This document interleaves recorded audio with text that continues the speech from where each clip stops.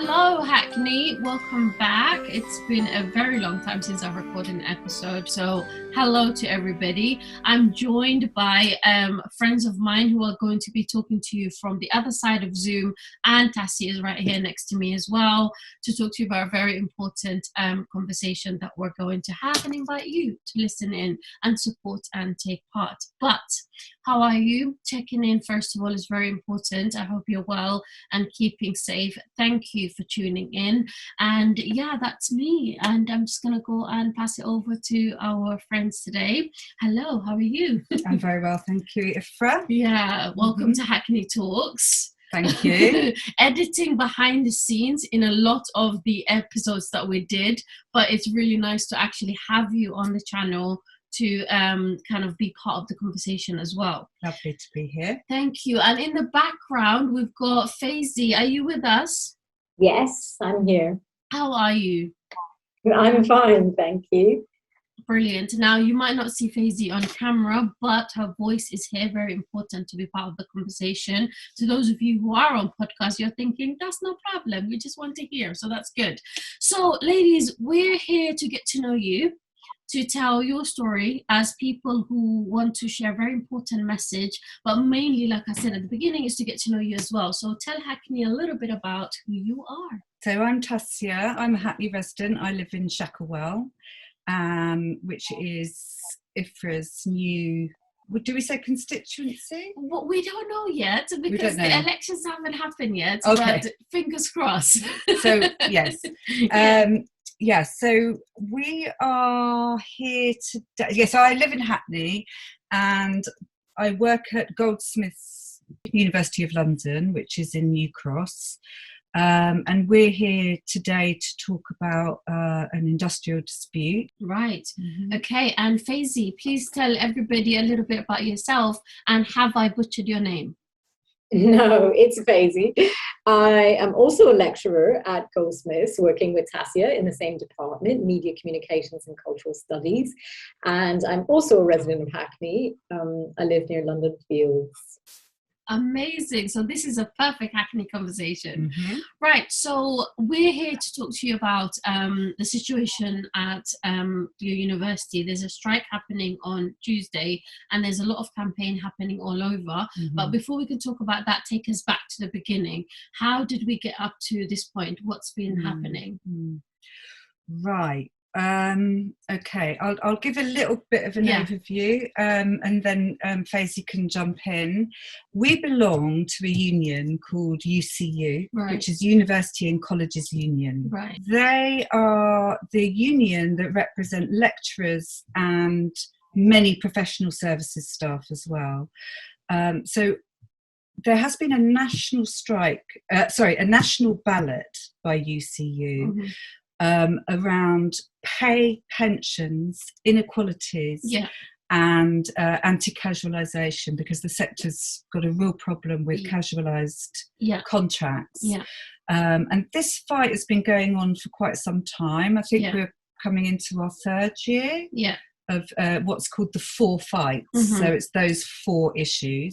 So that ballot was held and the outcome was that nationally, universities across the country will be going out for 3 days. However, at Goldsmiths, we ran a concurrent ballot around a local industrial dispute because our university, Goldsmiths, is about to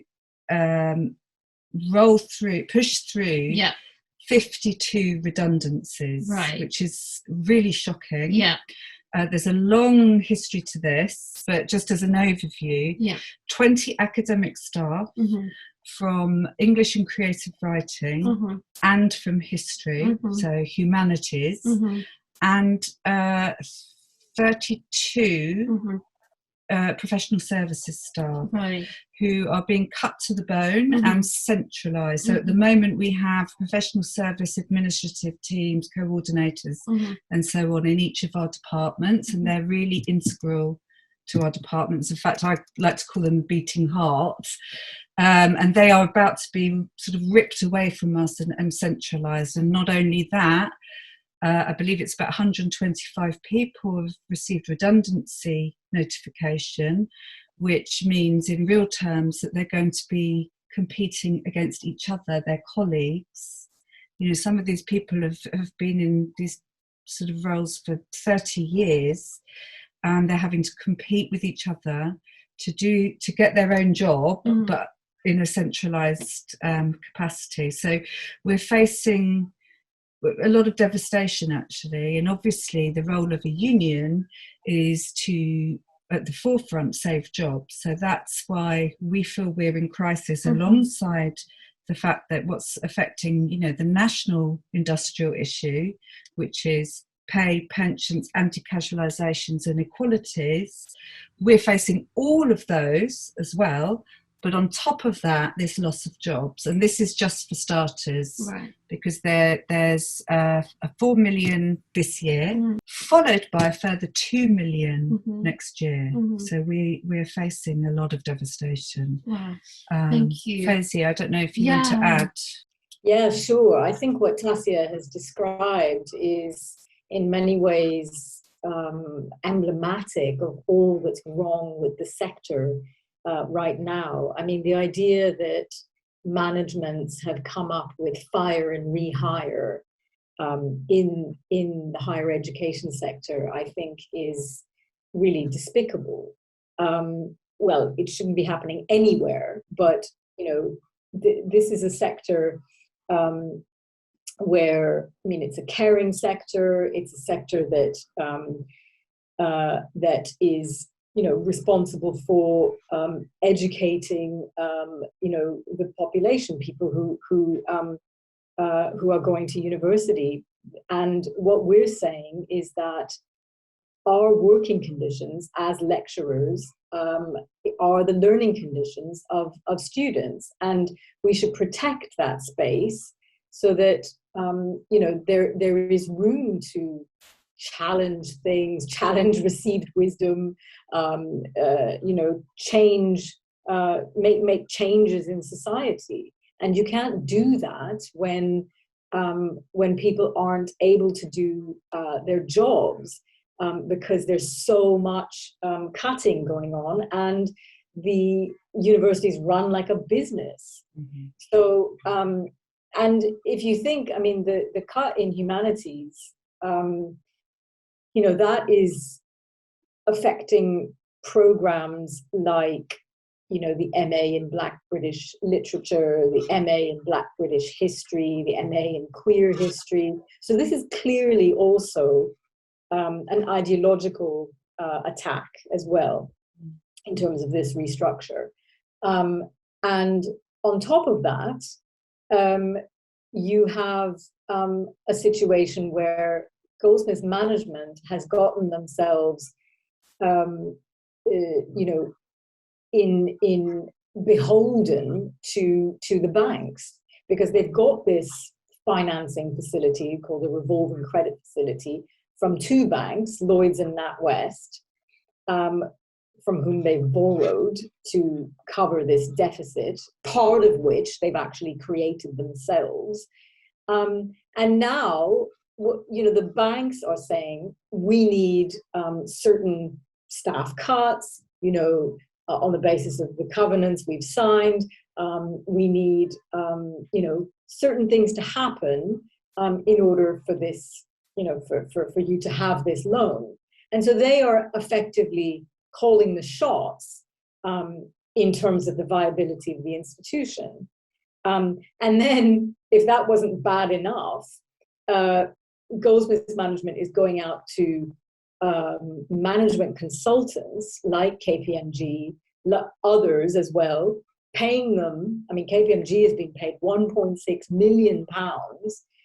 When you've got a deficit of £14 million, that's a lot of money. You know, something like £2 million in addition to that, and counting on other consultants, managerial staff who are overseeing the restructure, and so on and on. And all of this is just becoming, you know, it doesn't make sense. You know, you're trying to we're asking where are the priorities of the university, of management, in terms of actually plugging this deficit and having a viable institution that can actually grow out of whatever financial crisis there is. Mm-hmm.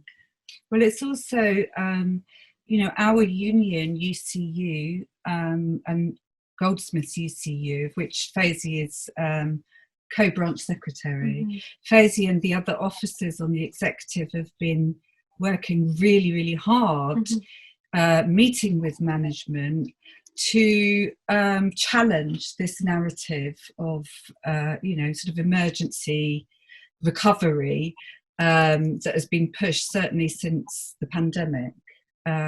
It's quite complicated because there was a very similar programme called Evolving Goldsmiths, which required a similar level of cutting, but that was so deeply unpopular across the board that they folded it in just before the pandemic. And then when the pandemic came, suddenly we're seeing the same strategy but under a new name of recovery plan. Right. So our executive officers have been working really hard, looking at the accounts and challenging the narrative that there is a deficit, because up until 2020, the Goldsmiths accounts were looking, relatively healthy.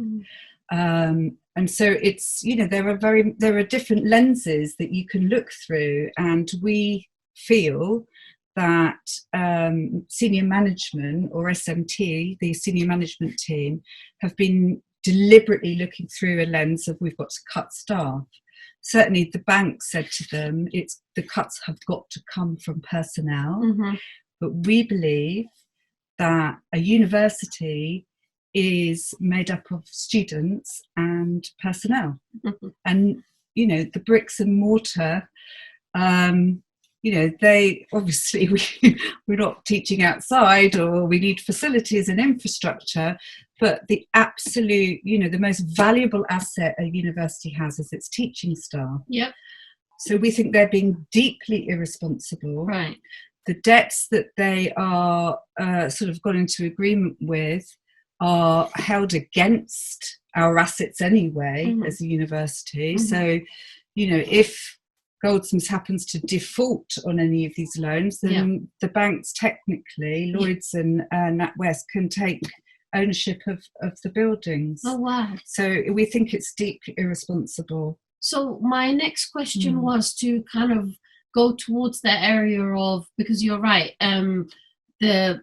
the whole point of the institution is to educate the students and the people who are going there to gain their knowledge, but that comes from the staff. And if the staff, not just the lecturers but everyone who's kind of involved in making that happen, is impacted, then that is impacting the students. So that's the question that I wanted to ask next. What impact is this having on the students, especially after going through the pandemic, with being impacted by their learning as well, on top of this, on the lecturers and teachers? So how's that impacting the students?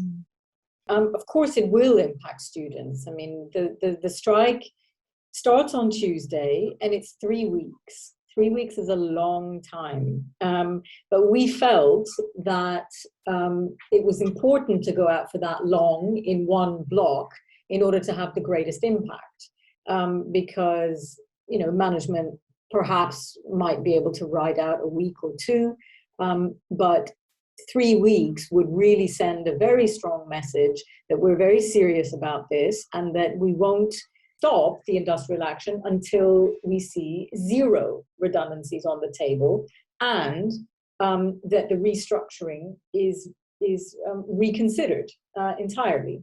So of course it is going to affect students, but what we're saying is that these are unprecedented times. The attack which we're facing by management is very severe, and so we have to respond in that way. And we've got a series. I mean, how we've tried to sort of deal with it is we've got our picket lines starting Tuesday, and we've got a series of teach outs On the Tuesday itself, we're going to have an opening rally at 12 noon. We've invited lots of people. We've invited, members of the union from other branches across different universities, other speakers, and so on.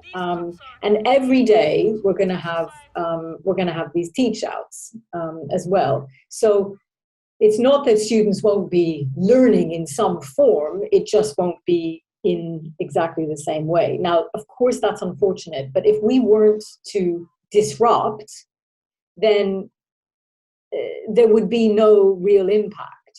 Mm-hmm. And so what we're saying to students is that, they have to direct their concerns and hopefully their wrath towards management, who is the cause of this problem, not towards lecturers, because lecturers and students have a common cause here because of the very fact, as we said, that our working conditions are students' learning conditions. We have much more in common in terms of the vision for the university, the sort of, what we would like the university to be.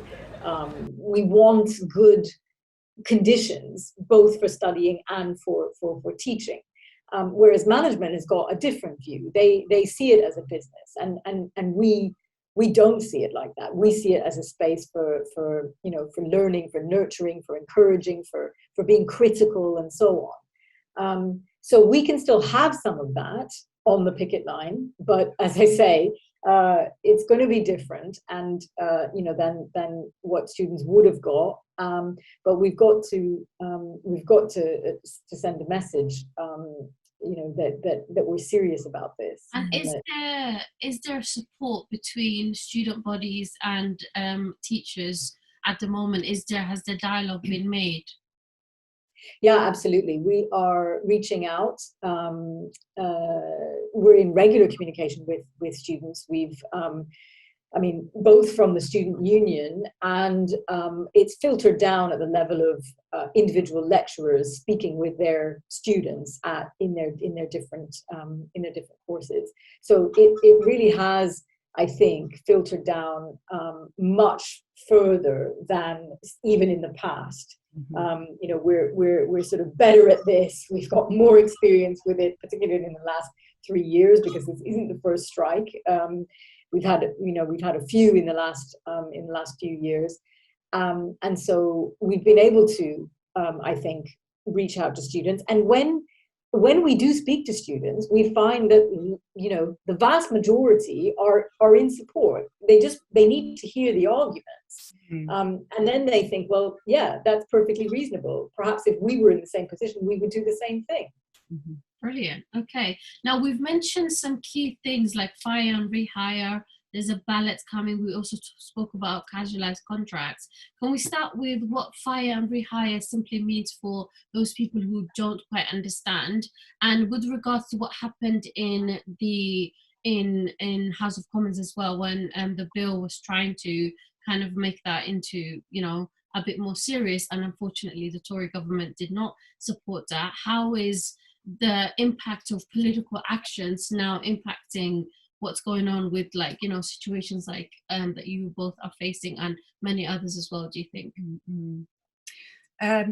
Well, I think fire and rehire is one of the most sort of nasty, pernicious strategies that are used by institutions, right, which create a kind of bear pit environment, and you've got colleagues who've worked side by side suddenly in this competitive situation where not only are they applying for their own jobs against each other because they've been cut, but they are also facing increased responsibilities, because when you cut staff, it doesn't mean that work has gone anywhere. It's still there.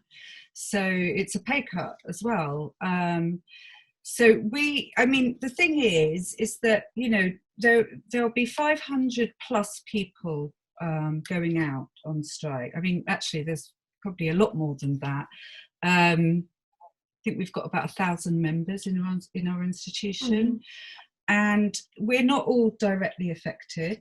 of course, because these cuts are targeted on two particular departments and professional services. Yeah. But we as a union, and that's what unions are for, we want to save those jobs, and it's really, really important that we make a stand for our colleagues. I mean, not just because they will come for us. This is just the beginning, and that's why going out for 15 days, which is effectively 3 weeks, an extraordinary amount of time, shows we are kind of flexing our muscle back. This is an outrageous and horrendous situation that these members of staff have been put in, plus an attack on really important departments in the humanities. And we feel that we have to really show a lot of strength. And 3 solid weeks is usually quite unheard of when you think that the national strike is 3 days. So we're having a very, very, very strong and united response to this, and we want to get all of those redundancies off the table. That is absolute priority.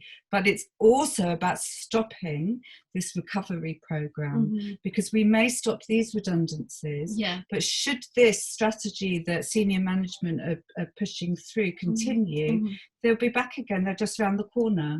So it's a big local fight, and it's got a big response. Brilliant. I want to kind of touch on something really interesting that you both kind of mentioned as well. The idea that senior management are seeing this more of a business rather than an institution for what it actually is. And I want to kind of talk about how that's impacting the trust between staff and senior management. And again, that trickling down to students as well. So I'm sure it's having a huge impact on the well-being of staff as well, to kind of realize that they're not being appreciated for what it is, because easily your department of your job could be at risk, and instead of assets that could be used to make up for these funds or whatever that's needed, it's not being prioritized, but instead personnel cuts is the automatic response. How has that been for staff, do you think?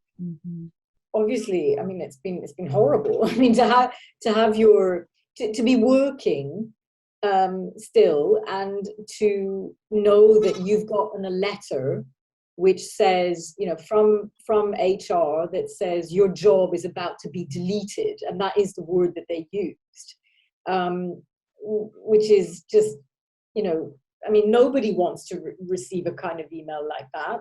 Obviously, people are it's a combination of like fearful and uncertain and angry as well, because they have invested a lot in this institution, and this is the way they're treated. So I don't think, I don't blame anybody for not having trust in management. And let's look at the track record as well. There have been years of financial mismanagement, years of dysfunction within the university.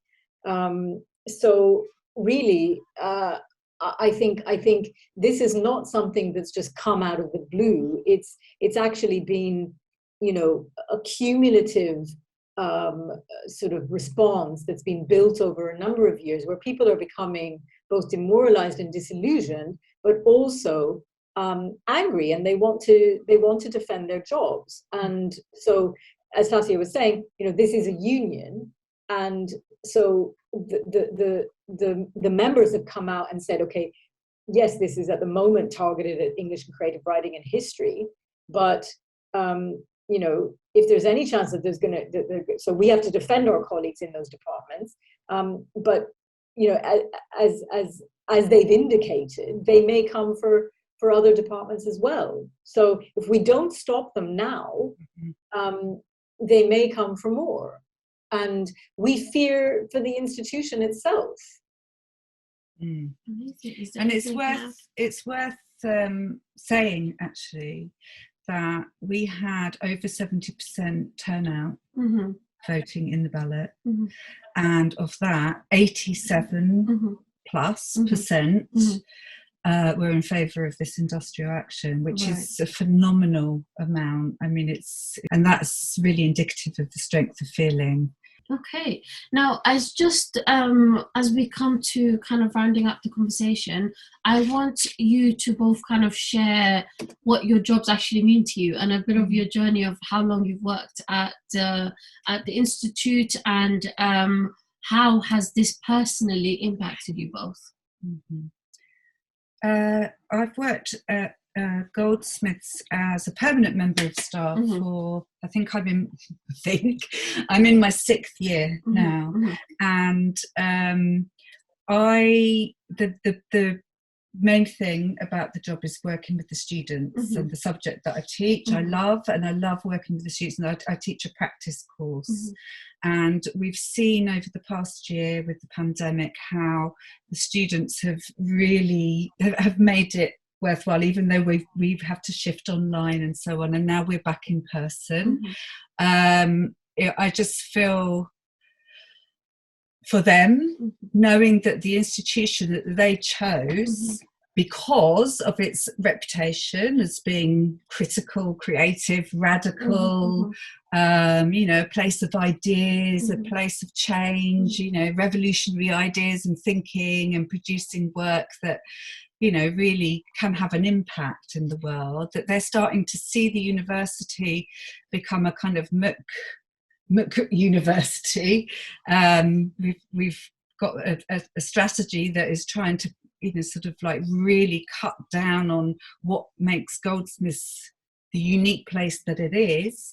Cutting into humanities seems to me to be trying to ape what the government is trying to do to the sector, which is to commodify it as a business, focus on purely vocational or STEM subjects, which are both equally valid, but to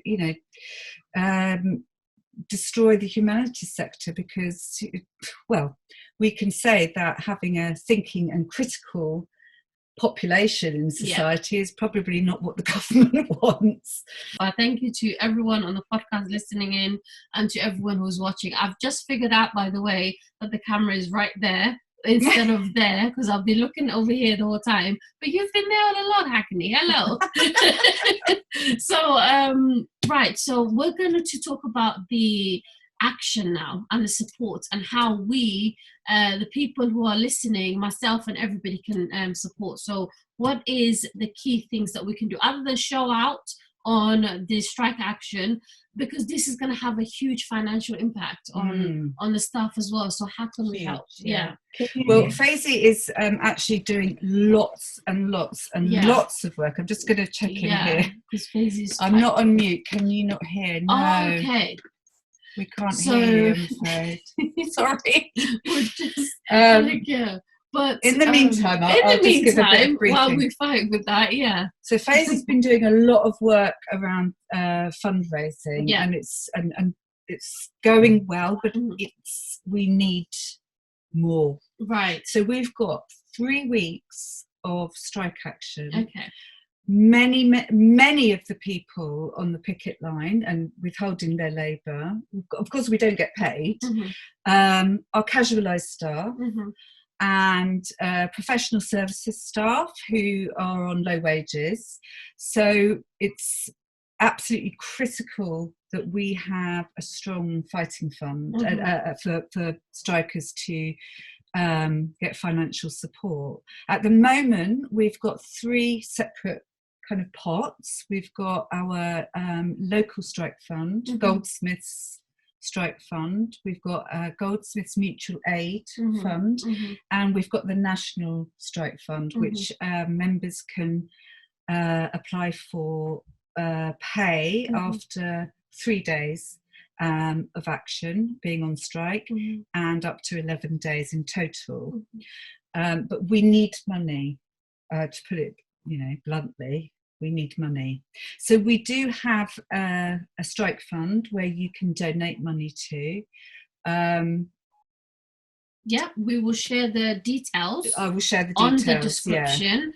and how you can support, but to importantly understand that for people to take 3 weeks of unpaid, strike against their jobs, it goes to show you the serious nature of this and how we all must do everything we can to support. And we spoke about the impact this has on students, the impact it's having on the well-being of staff, and the impact it's having on very important departments, as we spoke about, that's creating a thinking society and a creative departments that are very, very important. So I 100% you have my support, and 100% a lot of people in Shacklewell, some of our members will be there in the on the ground, and you hopefully will be there. Christmas is around the corner, and these people are choosing to strike instead of doing that. So please make sure you support. Thank you for listening, Hackney, and thank you so much for joining me, Tassia. Thank you, and thank you from Feyzi as well. We can't hear her, unfortunately.